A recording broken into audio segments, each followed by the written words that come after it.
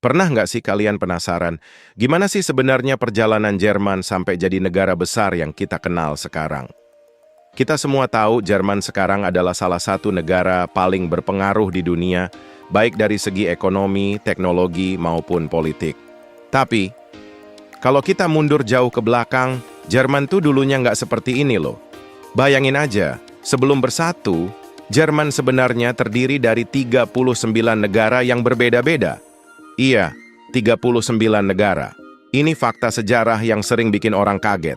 Kok bisa ya? Negara sebesar Jerman sekarang dulunya justru terpecah-pecah jadi banyak banget negara kecil.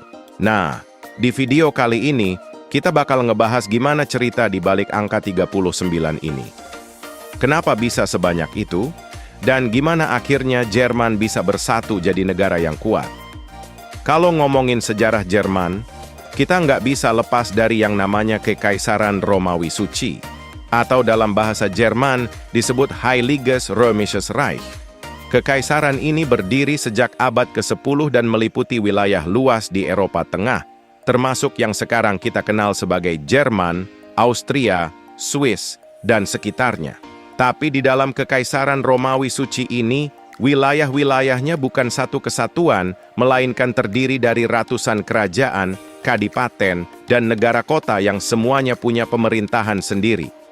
Bayangin aja, dalam satu kekaisaran ada ratusan penguasa berbeda yang nggak selalu akur. Kondisi ini makin rumit ketika Kekaisaran Romawi Suci runtuh pada tahun 1806 karena invasi Napoleon Bonaparte. Ketika itu, wilayah Jerman jadi ajang perpecahan dengan banyak negara kecil yang bersaing untuk mempertahankan kekuasaan mereka. Nah, setelah Napoleon turun tahta, muncul yang namanya Kongres Wina pada tahun 1815. Tujuan dari kongres ini adalah merapikan kembali peta Eropa yang porak-poranda akibat Perang Napoleon. Dari sinilah muncul Konfederasi Jerman, atau dalam bahasa Jerman disebut Deutscher Bund. Konfederasi ini terdiri dari 39 negara, bagian yang berbeda, mulai dari yang besar seperti Kerajaan Prusia dan Kerajaan Bavaria, hingga yang kecil banget seperti negara kota Bremen dan Lübeck. Lucunya, meskipun disebut konfederasi, 39 negara ini nggak benar-benar bersatu. Mereka hanya terikat dalam kesepakatan untuk bekerja sama dalam hal tertentu, tapi masing-masing tetap mempertahankan kedaulatannya. Jadi, ya, waktu itu bisa dibilang Jerman lebih mirip klub negara-negara kecil daripada satu bangsa. Mereka seringkali lebih sibuk bersaing satu sama lain daripada berusaha bersatu. Di tengah-tengah negara-negara kecil ini, ada satu yang menonjol, Prusia. Kalau Prusia ini diibaratkan, mereka adalah kakak gede yang dominan di antara negara-negara Jerman lainnya. Prusia punya kekuatan militer yang besar dan wilayah yang luas, jadi wajar kalau mereka akhirnya memimpin proses penyatuan Jerman. Dan disinilah nama Otto von Bismarck muncul. Dia adalah kanselir Prusia yang terkenal dengan taktik politiknya yang disebut realpolitik. Realpolitik ini intinya adalah pendekatan yang realistis dan pragmatis dalam mencapai tujuan politik, bahkan kalau itu berarti harus mengorbankan sesuatu. Bismarck tahu, kalau Jerman mau bersatu, itu nggak bisa dilakukan dengan diskusi manis atau musyawarah saja. Jadi, dia memanfaatkan konflik sebagai cara untuk memperkuat posisi Prusia dan mempercepat unifikasi. Contohnya adalah 3 perang besar yang dia rancang. 1. Perang Denmark, 1864. Bismarck menggunakan perang ini untuk menunjukkan kekuatan Prusia dan menarik dukungan dari negara-negara Jerman lainnya. 2. Perang Austria-Prusia, 1866. Ini adalah perang penting karena Prusia berhasil menyingkirkan Austria dari urusan Jerman. Setelah perang ini, Prusia jadi pemimpin tunggal dalam Konfederasi Jerman. 3. Perang Prancis-Prusia 1870 sampai 1871. Perang ini adalah kunci terakhir. Dengan mengalahkan Prancis, Bismarck berhasil menyatukan negara-negara Jerman di bawah kepemimpinan Prusia.